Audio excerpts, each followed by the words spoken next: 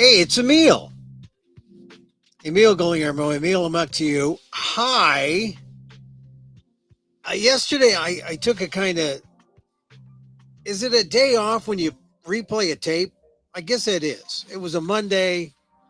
I felt like you really should hear Dan Gonzalez again, Professor Dan. And so I truncated it and I just played the part where Dan talks about student unrest and Israel Hamas or Israel Gaza.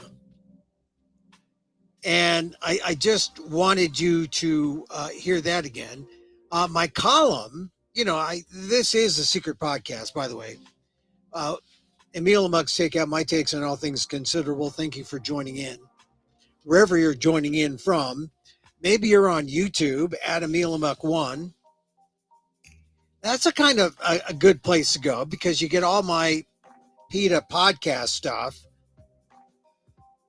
I guess we should talk about Kristi Noem and what a terrible person she is for killing her dog.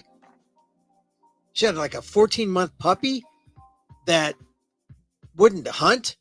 That's a smart dog. And she took the dog to a gravel pit and deemed it untrainable. Shot the dog dead. That's a kind of tough woman.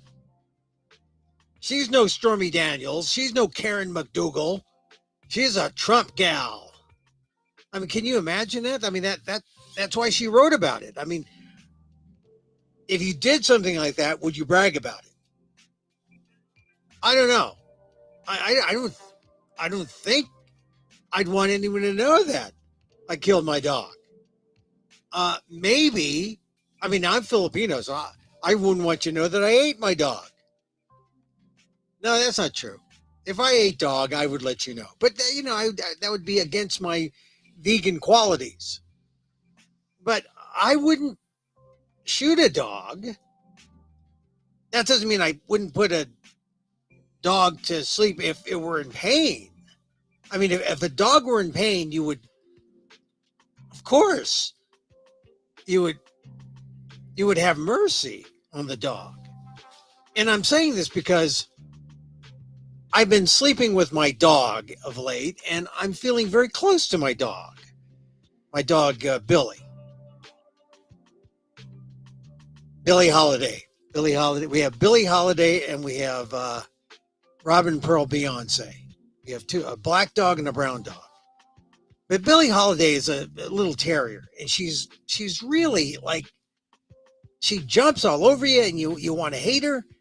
And then at night she comes up and she crawls and just wants to like be close to you. And I think, yeah, I'm a dog guy, but I love my cat too. All right. So anyway, back to Kristi Noem. Kristi Noem wants to be vice president. I think she sealed her fate by killing her 14-year-old puppy because the dog wouldn't hunt. They said that dog won't hunt.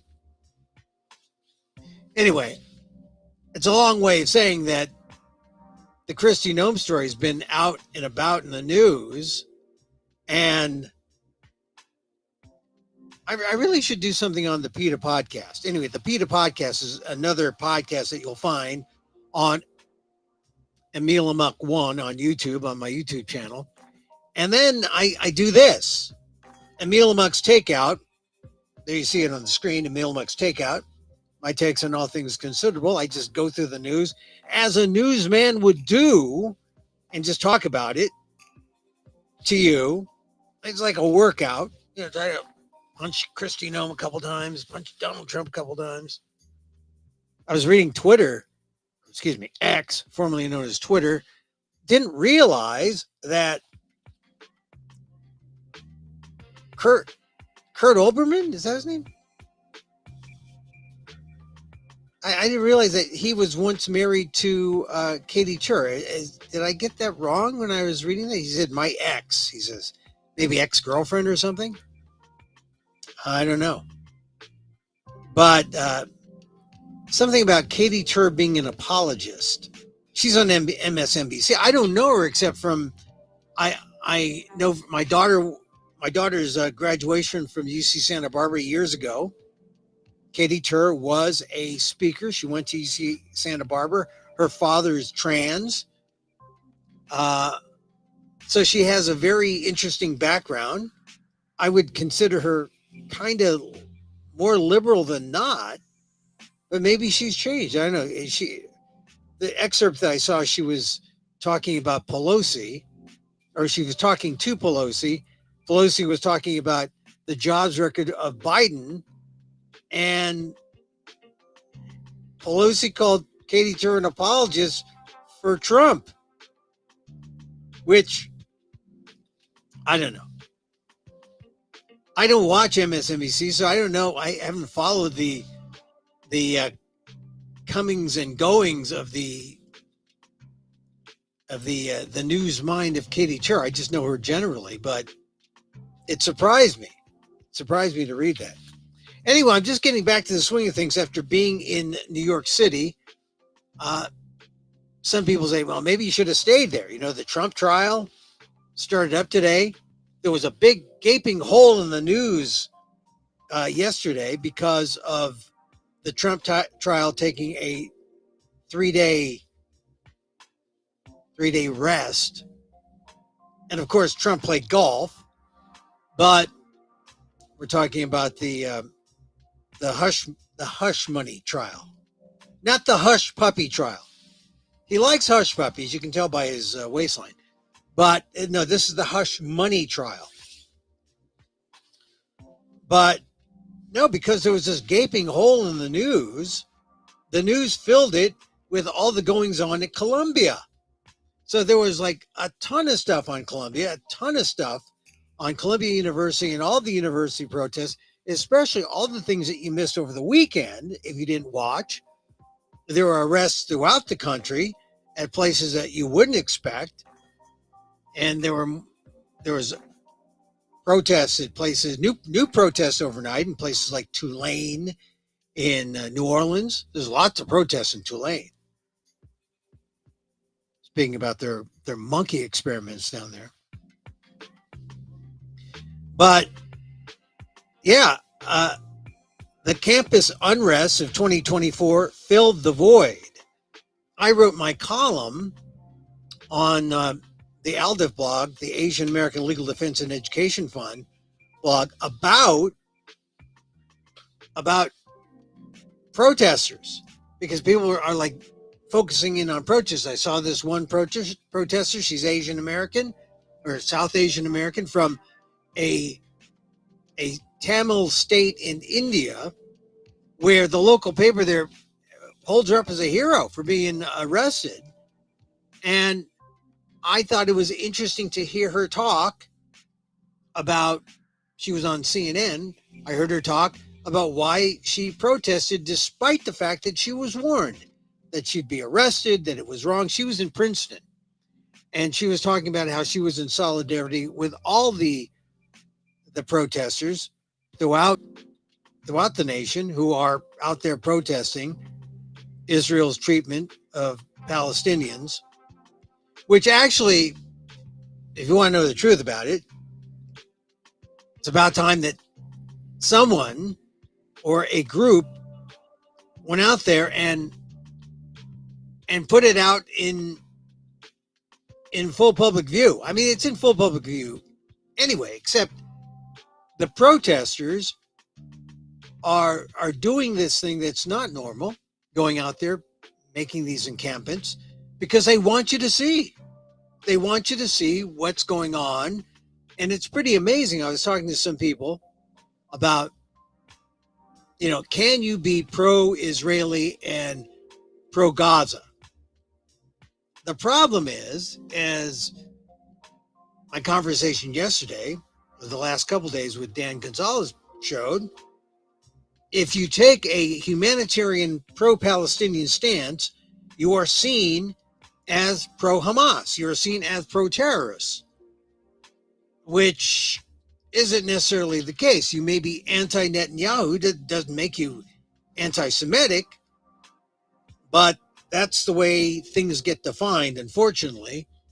And so what we have, as soon as someone puts puts up that you're anti-Semitic because you don't back Israel 100%, suddenly you end debate. Suddenly you stymie any kind of discourse, any kind of interchange that might bring us to understanding. And that's really one of the bad things about the other side of the protest. Now, if you're a Jewish student, Jewish faculty member who is upset because you feel unsafe on campus, I think your safety is important, and I respect your feelings. But I see a number of Jewish students who are on the other side with the Palestinians, with the protesters, as I see a number of Jewish faculty members who are with, the protesters. And here's a funny thing. I saw Abby Phillips' show on CNN last night had a woman who is seems like an African-American Jewish student leader at Columbia. And she said, if you see Jews, or if you see blacks, or no, if you see Jews with the Palestinians, then she said it was analogous to seeing blacks for Trump or seeing gays for Trump. I don't think it's quite analogous at all. I mean, I saw that on Twitter. I didn't see it actually when it was broadcast. I've seen the woman, the woman president of the Columbia student group. Her last name is Noah, or maybe that's her first name. I'm not sure. Noa. And when I saw her quote, I was surprised because it's not analogous to blacks for Trump or gays for Trump. Because a Jew who is on the side of the protesters and is pro-Palestinian is just pro-humanity. A black for Trump or a gay for Trump is not pro-humanity. Is that pro-selfish, it's not analogous. Anyway, I was surprised to hear her say that. I think I want to respect all. I want to respect Jewish students, Jewish faculty, Israelis who are for peace. I want to respect them all. I think there is some kind of common ground of humanity where we can all land, and it can be Jews and Palestinians working together. I mean, if the ideal that our diplomats are talking about is a two-state solution, then by God, we have to be able to see eye to eye and understand where have we crossed humanity's line. And I think when you're talking about innocent Palestinians being killed, I think we've crossed the line long ago. And when I talked to Dan Gonzalez yesterday, Professor Dan, College of Ethnic Studies, San Francisco State University, he said, look, we're talking about a colonial relationship, a neo-colonial relationship that the Israelis have with the Palestinians, and that must end. I mean, that's why it's been prolonged and perpetuated all these years. And now I think you'll find many Israelis are tired of Netanyahu's aggressive violence, his hawkishness, and seek something else. Two-state solution? I don't know what that might look like. Gaza, the West Bank, how do you get a two-state solution? Is it even possible, considering the configuration there? So we still have work ahead. But in the meantime, if you just look at the student protesters and see what does it mean? I think the problem is when people look at the protesters and say, oh, they're pro-Hamas. They are not pro-Hamas. I don't think. I mean, one problem is we don't know who exactly the protesters are. And if you see my column on the ALDEF blog, aaldef.org/blog. I talked to this one Indian American, Asian American. She talks about how she was protesting peacefully in solidarity with the other student protesters on other campuses. She's at Princeton. And though she was told not to pitch her tent, she did it anyway. Why?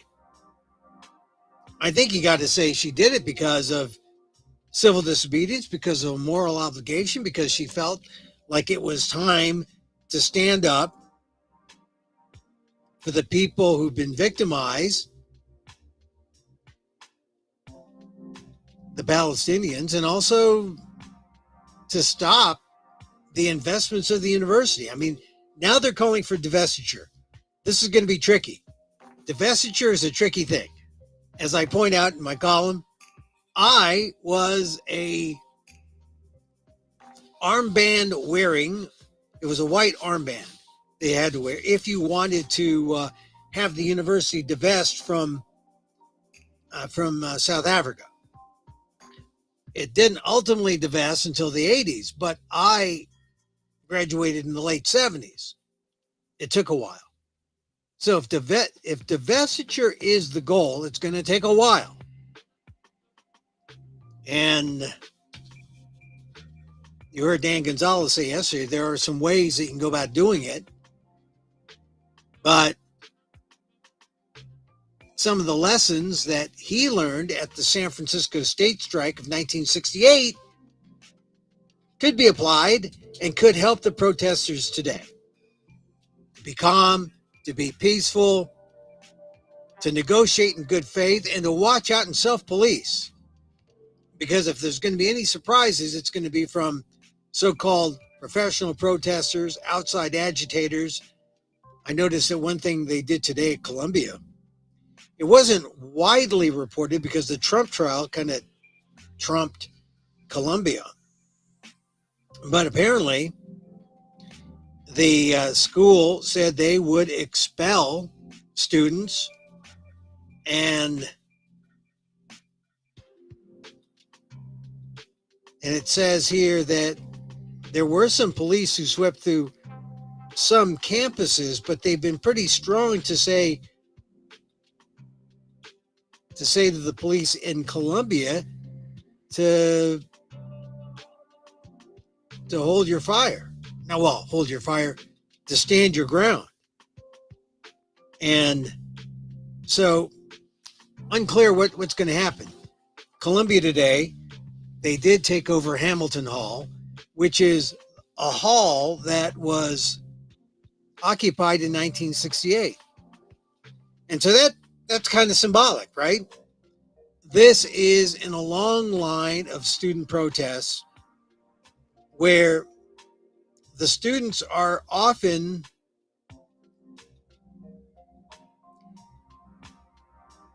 they're at the foreground of where we should be morally. But for whatever reason, we've allowed to let the situation in the Middle East, between Israel and Palestine, with settlers, Gaza, we've allowed it to go on. And this is where we are now. We have the situation like we had on October 7th. We have a student response, which is where a response should be. It's their future. I mean, some people just turn off and say, same old, same old. But this is where the new eyes, the young blood, sees the situation and says, why are we doing this? You heard Dan say yesterday that he thinks some people, amongst the younger protesters, the students, some must be shocked that this has been allowed to go on for so long. How has it been able to go on for so long? And it's because politics, because someone is being served. Arms manufacturers, this is the military industrial complex. I mean, who gives Israel, who supplies Israel with all its guns and military? Who makes Israel the mighty force that it is? And so interesting that the International Criminal Court is reported to be looking into serving Netanyahu and some of high-ranking Israeli officials. Netanyahu's worried about that. It's funny, the ICC does not seem to have much standing. I mean, a lot of people, except for the closer you are to The Hague, the more important it is. I know that Rodrigo Duterte, for all his sins, has thumbed his nose at the ICC, has been found guilty by the ICC. He does nothing. This is the former president of the Philippines. Meanwhile, I guess if you're in Europe, the closer you are to the ICC, it has a little more impact, because the news reports are that Netanyahu called Biden and said, "Hey, help out a brother." Oh yeah. Well, Netanyahu can help out as well by pulling back, being less aggressive, by not killing innocent people. Like I said, this is not the problem. With a lot of people see the protesters and see them as pro-Palestinian, and immediately people say, "Oh, you're pro-terrorist, you're pro-Hamas." I don't think they're pro-Hamas. I think they're pro-humanity. And I think we will get to that patch of common ground where we can call a peace faster if we acknowledge that, yes, there is a place where we can stand together, where we can be pro-Israel and pro-Palestine. Ultimately, I think that's some form of two-state solution. I think we got to start talking that way, if that's even a possibility, if it's achievable. I don't even know if it's achievable. I don't know. Anyway, check out my column on the ALDEF blog, aaldef.org/blog, the Asian American Legal Defense and Education Fund. I talk about this Indian woman who seems like an earnest, sincere person who just wanted to make sure that people knew what was going on and that students at Princeton were behind,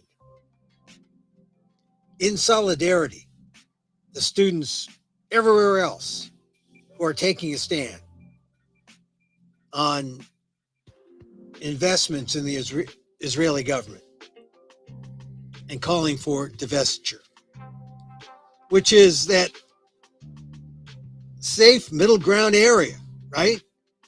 You're not calling for a ceasefire anymore. You're not calling for, you're calling for something that people can look at and say, okay, let's try to understand this. Is it possible? This is where it's going to be hard.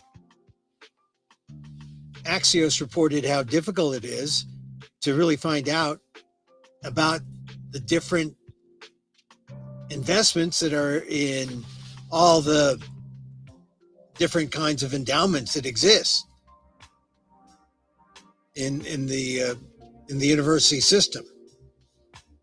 Apparently, the financial details of what kind of stock, what kind of private equity situation, the money is placed in, that there's a top line that talks about, profit and loss,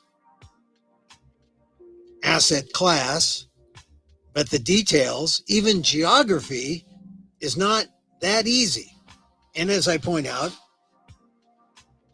when it comes to divestiture, Man, it was 1977 when I had that white armband saying divest in South Africa. It wasn't until the 80s that it was done. That's how hard it is to extricate all that stuff. It means that people who are calling for it have to be serious, and it's unclear how, in terms of the organization of the protesters, how they're organized, or if this is more ad hoc-y than we want to think it is. Because it's pretty ad hoc-y, it would seem. You got protests spreading from, I didn't realize they call it Cal Poly Humboldt. That's what I see it labeled as. I always knew it as Cal State Humboldt, but maybe it's Cal Poly Humboldt now, up north of me. We've got protests at UCLA, protests at USC on the West Coast. We've got Texas, UT, Austin. We've got Tulane, North Carolina. There were some protests reported. I mean, over 24 campuses, or close to 24, and hundreds of arrests. I saw one student interviewed at Columbia who said, we're ready to put our futures on the line. Suspend me. Once you have felt the pain of suspension, maybe you don't care anymore. Once you've crossed the line and said, I'm here, I'm camping. They're doing nothing. Okay, you're emboldened. Okay, I'm here. Overnight, we didn't meet the deadline of 2:00. Deadline pass. I think we're going to be in this deadline passing stage. If deadlines will be set and passed. But after the 2 p.m. deadline, overnight into Tuesday morning, there was some glass breakage. Protesters got into Hamilton Hall, some, I think about like 24. I saw the reports, most outside in a blockade. So Columbia is in a pickle because they didn't approach this from a hard standpoint early on. If they set the rules up and said, okay, here's the conditions, here's how you can assure free speech, you can assure safety, we'll make sure that everything is done and protected, but they didn't quite exert the authority that they could have and should have. And then once they went down the path of a kind of this will pass, it didn't pass, and now they're stuck. And I hope I don't see anything that says that the police have been called in. They have been called into other campuses. And then the guy at UT, man, the guy at UT Austin, I just don't know what to say about the guy at UT Austin, Governor Abbott, arresting students. But I mean, you got to do it first, and then you control it. So in some ways, that may be the way. I would much rather see a controlled situation where people are able to have their free speech. Mind you, Governor Abbott and the University of Texas at Austin is one of the big public institutions. I think he was in the wrong. And in fact, I mean, Columbia is a private school, so they have more right to come in and crack down if they want. I think we're going to need to see, as they say, cooler heads prevail. But Governor Abbott,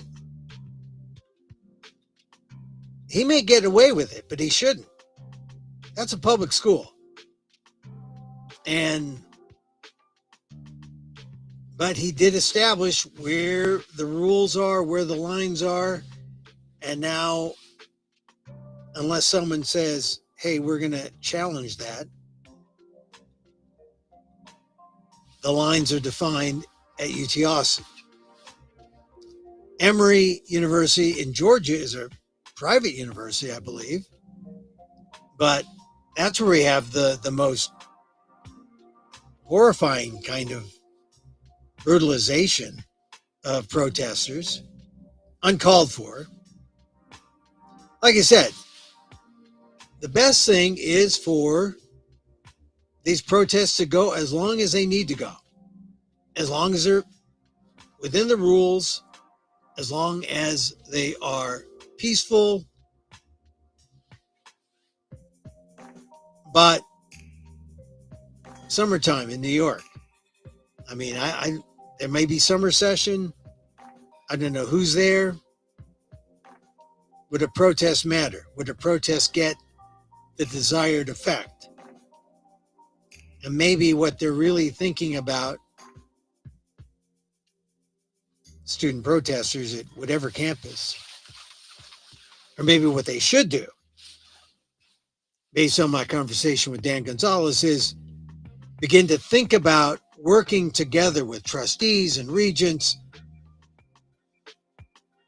develop allies, because that's what you're going to need if indeed that you want to make divestiture the object, the goal. They got a goal now. Getting there isn't going to be easy, but this is protest. And protesters know you better love protesting, because it's the long game. It's the long game. Pick up Rules for Radicals by Saul Alinsky. I mean, he pretty much said, do something people think is fun. When I read that book years ago, that's true. I wouldn't call myself a radical, but in Rules for Radicals by Saul Alinsky, the great organizer, he said, if you're going to have people out there doing stuff for you, better make things fun. And so far, I didn't see anything fun about this. In fact, if you read my Aldef column, I talk about the Vietnam War, and I talk about how, at least with the Vietnam War, we had some things that were fun. I mean, I was a little young. I mean, they'd kick me out of the room for being, hey, kid, you can't get a contact high, get out of here. I mean, I was much younger. Some of my friends ventured through and went in, and yeah, but not me. But yeah, that's the thing about Summer of Love 67, 68, Country Joe and the Fish, right? Woodstock, the Fish cheer, give me an F. Oh, but they didn't say give me an I. Now next they said give me a U. And then they said give me a C. Oh yeah. And that's the kind of fun they had. I don't see this as being fun, the current protests. And so we'll see how long people stick with it. I mean, it's summer, and it's miserable in some parts of the country. In New York, I think it was like in the 70s today. They said it was going to go up into the 80s. Oh, when it's in the 80s in New York, that's miserable. So they've got 2 more weeks of school. I don't know what it's going to take, but where they are now, I think they've got to deal with it, and you can get through this time peacefully, but it's going to take some doing on the part of protesters and on the part of the administration. So let's see. Let us see if they can do it. I hope they can, because this possibly is a greater learning experience than anything they could do in a classroom. This kind of battle over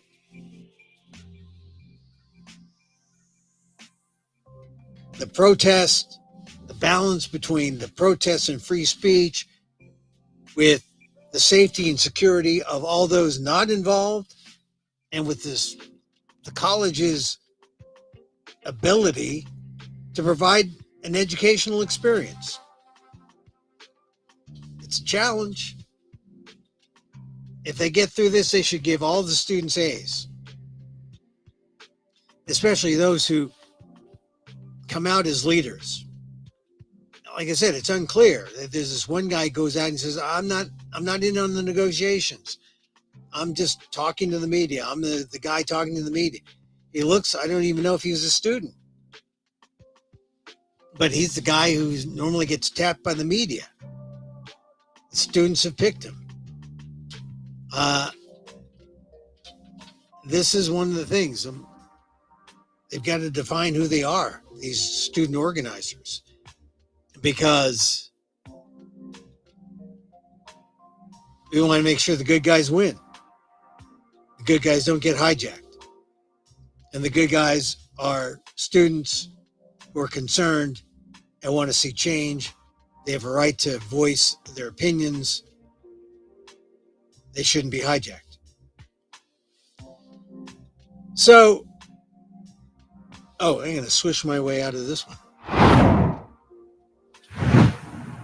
So that's, the whole thing with Colombia. Let's cross our fingers and hope that it stays, that it doesn't escalate to violence. Haven't seen anything quite yet, although they appear to be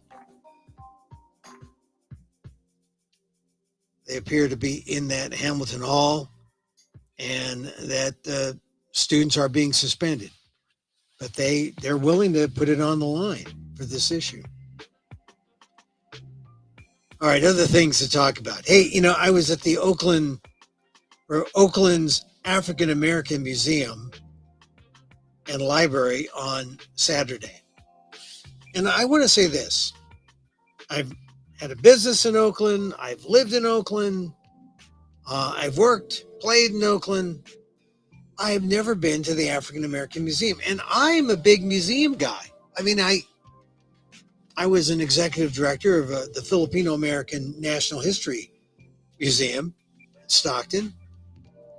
Got hit by COVID, so we didn't have any people come for a year. But I enjoyed my time as a director and I like museum work so much I considered working for museums. It's a nice little middle space between journalism and politics. It's information, it's the public. You're giving the public information. It's not heavy reading. It's getting people information, getting them an experience. Well, if you go to the African American Museum and Library of Oakland, that's quite an experience. On 14th Street, Preservation Park, I have never really experienced that building. It's an Andrew Carnegie gift. It's an oasis. You go to Oakland, and Oakland's taking it on the chin. San Francisco gets it bad, but so does Oakland. Oakland doesn't deserve it. And like I said, I like to eat in Oakland restaurants. And when I invite some friends, they say, "Oh no, we can't go to Oakland." Well, why not? Oh, it's they'll make some excuse. Oakland's fine. But the reputation precedes it. And if you're in the downtown area, I just say,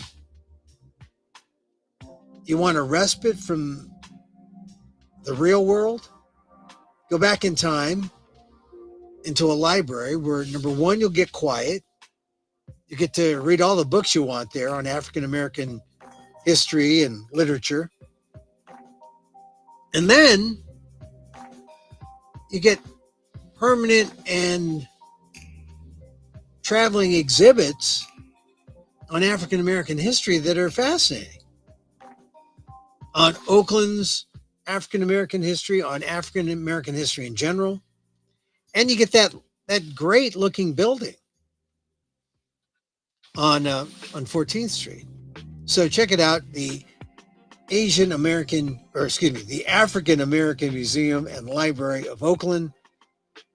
That's on the 600 block of 14th Street, right next to the Unitarian Church there.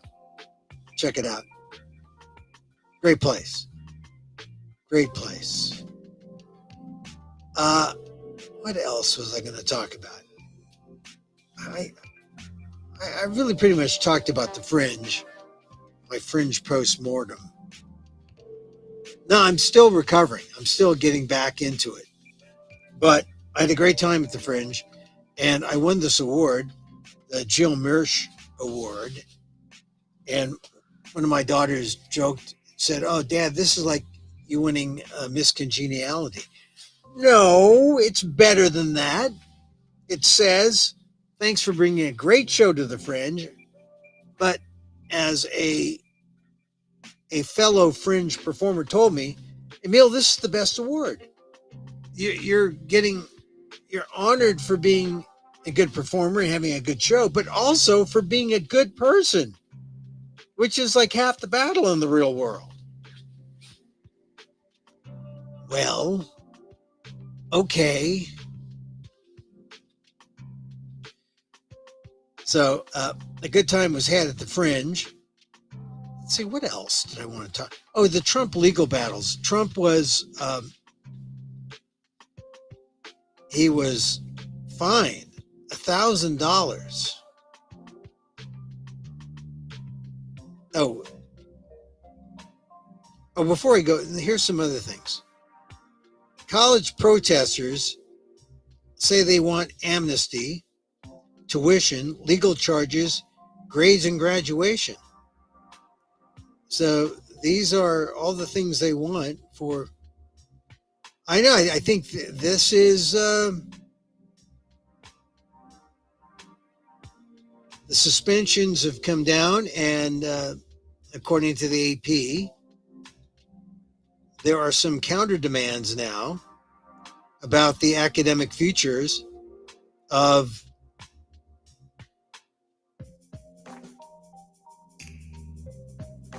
those who were involved in the protests.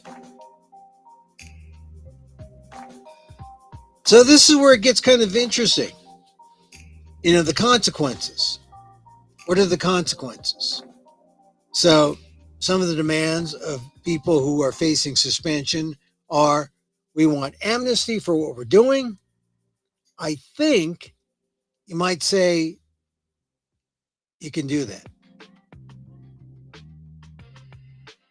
You know, a school can get real hard ass and say, no, look what you did. You were disruptive.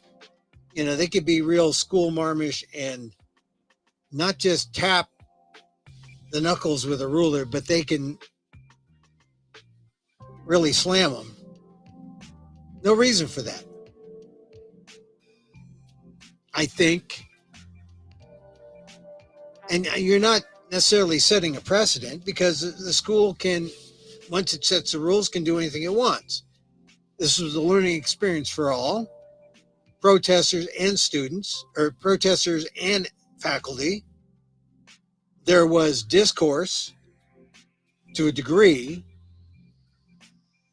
A lot of people just went to outside media. Instead of talking to each other, they went to outside media, like, you know, the different cable networks, different news outlets, and they talked there, which isn't exactly debate, but they got their word out. I think what should have happened is there should have been a place where all different sides could get together and discuss. That's debate. Didn't happen. So the encampments happened, and now apparently some some of the protesters who are facing suspension are calling for amnesty and tuition breaks because they were in school. They want to take finals. This is reading period at Columbia.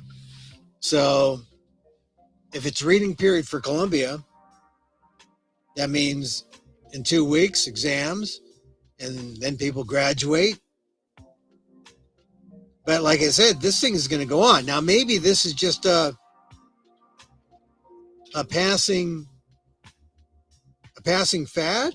Is it a fad?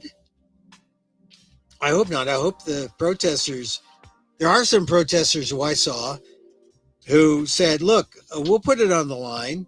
This is important. And this is a group of young people who take this kind of stuff seriously. I'd like to see them say, okay, this is important. We're going to go,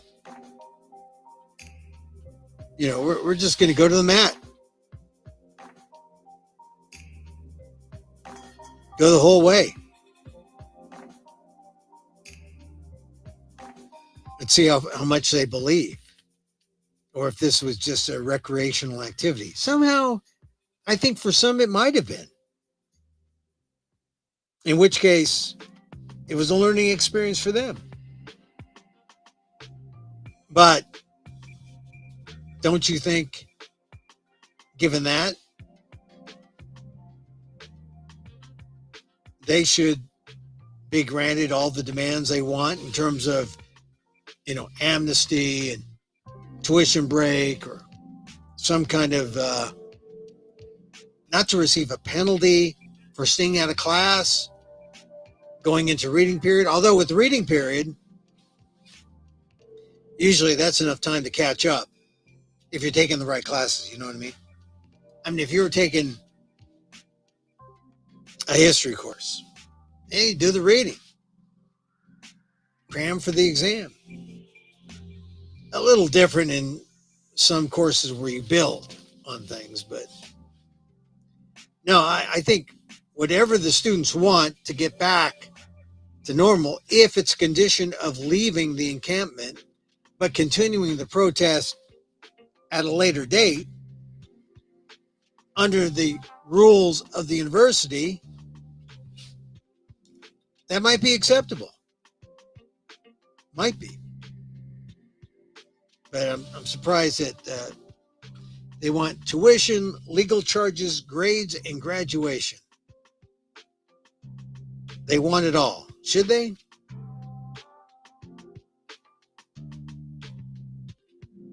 I think they should.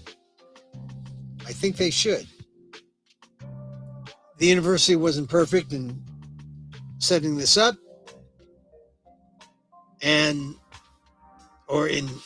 at the beginning, the students were trying to figure out what they were about. I just hope that none of the students were hijacked by professional protesters, because if they were professional protesters who weren't students, then I would say a lot of what you saw on television isn't the earnest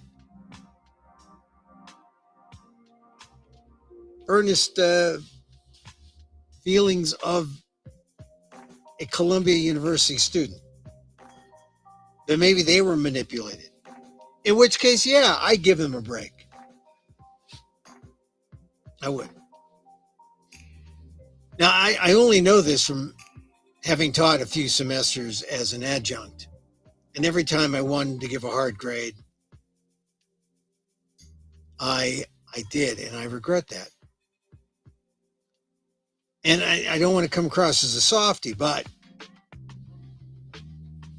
I wanted to be tough. This was a grade. The grade was worth something. And if they didn't earn it, I did not give them an A. But now, if they gave an effort and if they had an ability to make up something they missed, I think it's all right to be kinder and nicer than you would be. These are kids, they're students. So I hope in the continued negotiations, the university is kinder or more kind than not. All right. I think that's it. I think that's it. I was just going to talk for a little bit today. A lot about Colombia. I was going to talk about Trump, but I don't even know. Is Trump? Is it over? Is his side of today? I wasn't even following it closely because I was looking at what was going on with.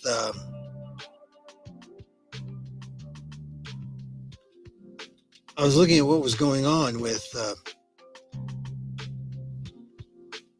Colombia, but I think. Let's see. I'm gonna check the Times. The Times is always interesting with the latest on Trump. Let's see. I know that he was held in contempt. All right, so Colombia says it will expel students occupying a campus building. Okay. So they're getting expelled. They paid the price. I wish it had been peaceful, and they hadn't broken building, broken windows, but those are the rules. They occupied, so and they'll face it. So I think though that they still deserve to be treated kindly, but it looks like, according to the Times, they will be expelled. And I think here's the thing that I fear. I fear that how Governor Abbott in Texas did things, people are going to look at that and say, yeah, that's how you deal with these guys and gals. You get tough early, you stop it. But like I said, I don't know if Governor Abbott had as strong he's on strong footing as, because UT is a public campus. Columbia is private. So I think it didn't have to be this way, though. It didn't have to be this way. The students didn't have to occupy the building. But they did once Columbia said, you got to get out by 2:00 Monday. And they didn't. They occupied the building. All right, here's the latest in the Trump trial. Stormy Daniels' lawyer says he believed Trump was behind hush money talks. Donald Trump wants to prosecute President Biden, but he is also arguing that the Supreme Court, that presidents deserve immunity. See, that shows the kind of weird, hypocritical logic of Trump. It's okay for me, but not for thee. Give me immunity, but no, you don't get immunity. We're going to go after you. He's doing exactly why he wants to give immunity to somebody. If everyone had immunity, he wouldn't be able to go after Biden. All right. The other headline, the big headline, was Judge holds Trump in contempt over gag order and warns of potential jail time. He gets $1,000 per each count that he broke the gag order. I think there's like 11 times, 14 times. I mean, and he broke the gag order, talking about witnesses, talking about the judge. Looks like he's going to be fined $9,000, according to the Times, which is like what he pays for hair color. I think.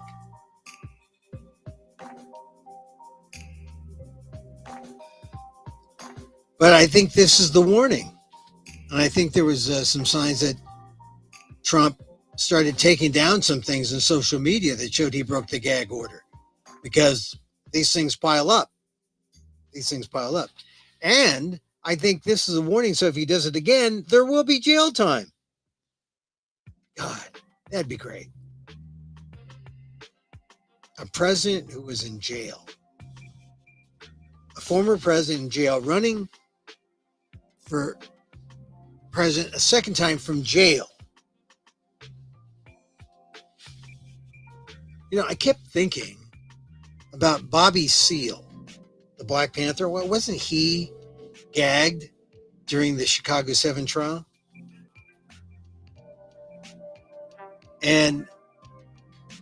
But Bobby Seale was,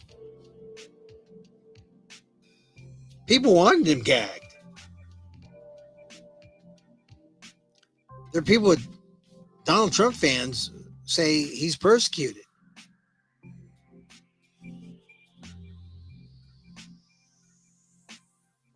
Donald Trump, the white Bobby Seale. But it would be something if he gets jail time.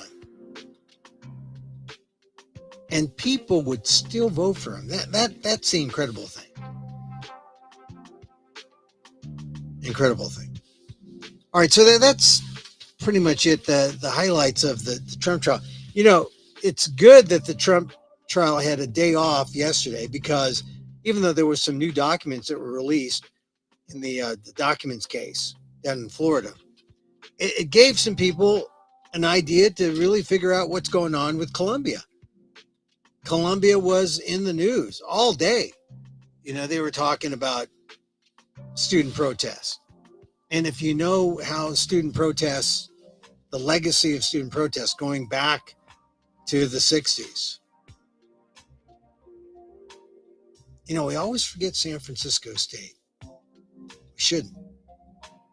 And if you heard my interview with Dan Gonzalez, he was at the strike. He was a striker who later became a professor at San Francisco State, at the positive thing, the positive outcome of the strike, which was the College of Ethnic Studies, which that was a goal. That was a worthy goal of a strike.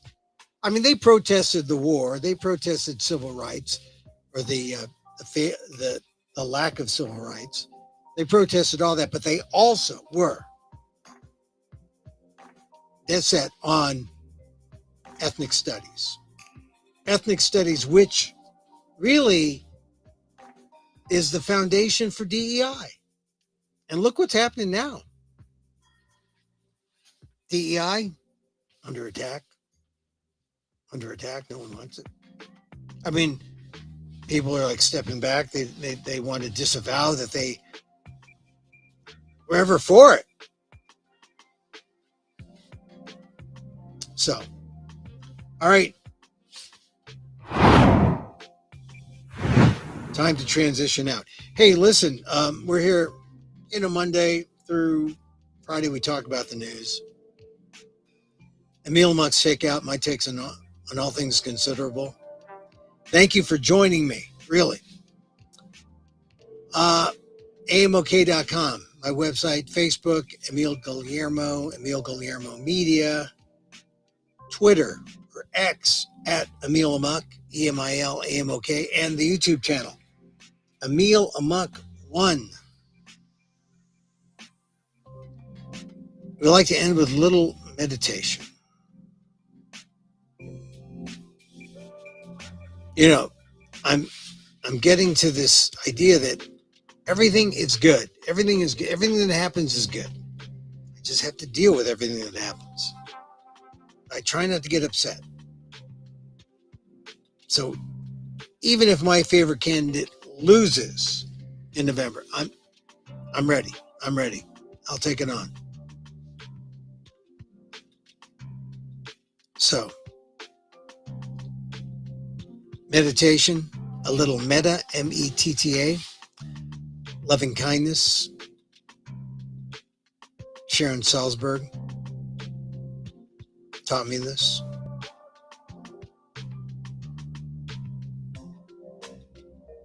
It goes like this. And so as I wish for me, I wish for you. May you be safe. May you be happy. May you be healthy. And may you live with ease.